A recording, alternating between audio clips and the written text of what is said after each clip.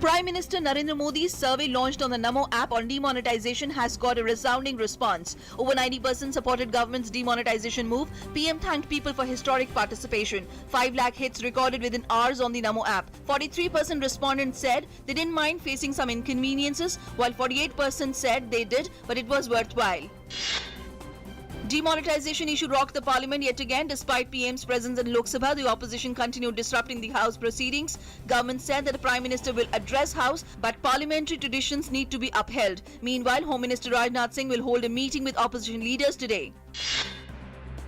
Today is the last day to use old defunct Rs 500 and Rs 1000 notes for paying household utility bills, fuel, taxes and fees and purchases from cooperative stores.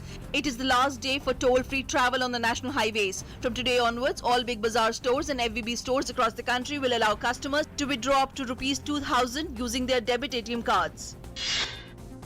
In the aftermath of Indian Army punitive fire assaults, DGMOs of India and Pakistan held talks on Wednesday after India retaliated strongly along LOC. Indian DGMO has raised the issue of infiltration attempts from Pak side, saying any such attempt would invite an appropriate response by the Indian Army. Meanwhile, MEA has summoned Pak Deputy High Commissioner.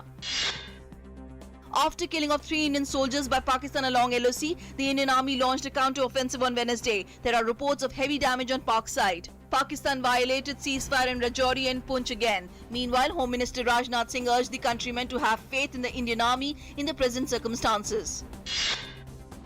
The Union Cabinet has approved the setting up of Jawahar Navodaya Vidyalayas in 62 uncovered districts. The Cabinet also cleared proposal for agreement to set up Green Hospital project at AIIMS in New Delhi. The project aims to contribute to efficient use of energy by installing energy-efficient equipment.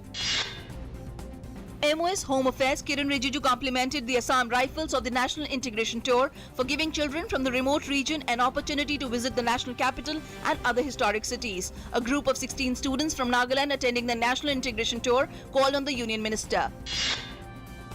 Jammu and Kashmir Chief Minister Mehbooba Mufti yesterday chaired 3rd meeting of State Higher Education Council. The Chief Minister impressed upon the institutes of higher learning in the state to explore more and more corporate linkages. She also interacted with the state judo teams who are going to participate in national judo competition at Etawah.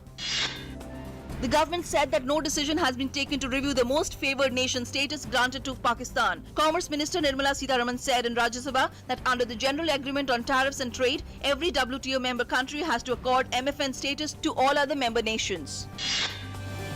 The government has decided to observe 26 November as Constitution Day. Union Home Minister Rajnath Singh highlighted the role of the Indian Constitution, while Finance Minister Arun Jaitley said Indian Constitution defines the power distribution between the federal government and the states in India. US President-elect Donald Trump has appointed the first 2 women to his incoming administration. South Carolina Governor Nikki Haley was nominated as US envoy to the UN and Betsy DeVos as Education Secretary.